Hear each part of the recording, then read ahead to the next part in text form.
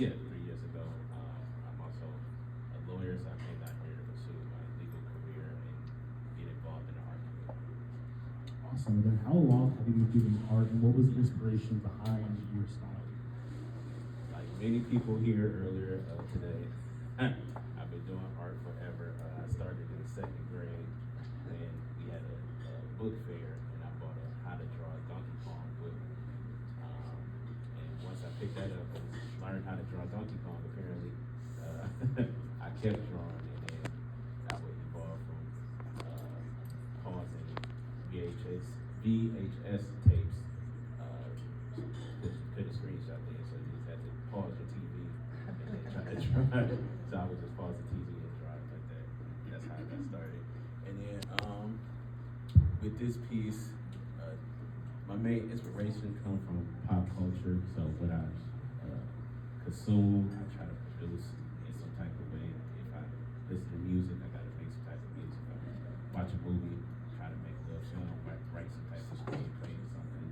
So you want me to go into the breakdown of the piece? Yeah, please go ahead. Okay. So this piece I did around,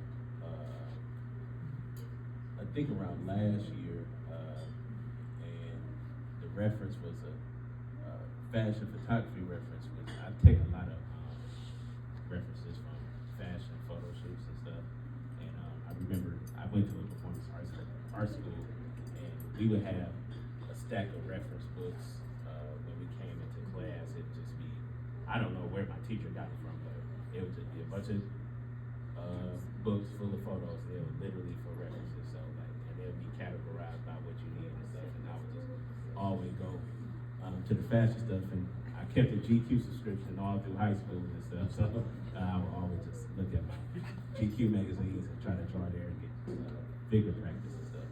So that was probably from some random fashion photo shoot that I seen, and then I just wanted to build upon that. When I do my pieces, sometimes I have a story that I want to tell, and sometimes I'll just like put together random things and let the viewer tell his own story when they look at it. And that's what I really took from the approach of this one. I just wanted the figures to be the focal point, and then try to put things around it that I felt like fit the tone of it, even though it might not necessarily make sense when you first look at it, because you try to figure out, what's the banana doing there, what's the treasure chest doing there, what's the apple doing there. But I try to let things tell the stories figuratively instead of literally a lot of times, because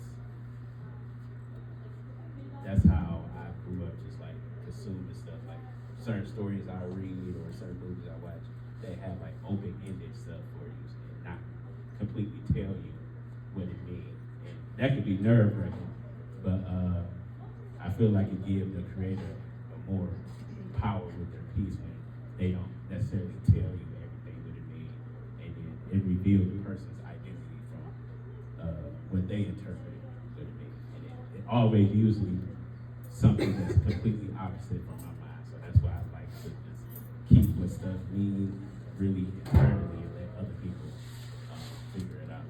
And then I like to use a lot of color in my works. That's my main thing. No matter what I do, I was like, I just want to blast it with some type of color. So it's building upon a reference and then just blasting with color and trying not to overdo it at times. Awesome. That was great. And then your background in law